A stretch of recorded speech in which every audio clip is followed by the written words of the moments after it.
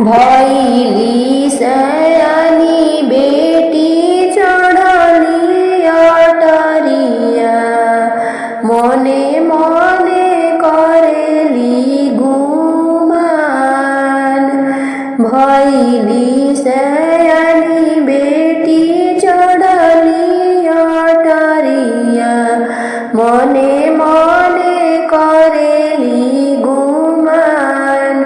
बाबा निर्धनिया दहेज नाई दिए हो कैसे के होई है बिया कैसे के होई है बिया।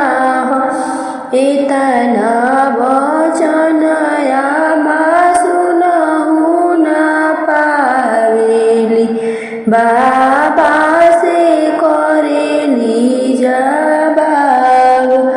इतना वचन आमा सुनहु न पावेली बाबा से करेली जवाब। अपने तसुती स्वामी रंग महलिया रौरे घरे कन्या कुंवारी। अपने तसुती स्वामी रंग महलिया रौरे घरे कन्या कुंवारी।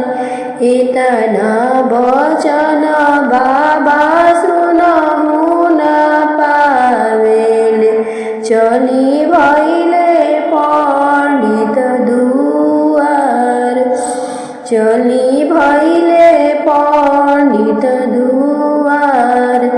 एक ओरे बाबा हो लगन सोचिले एक ओरे बहे नैना लोर।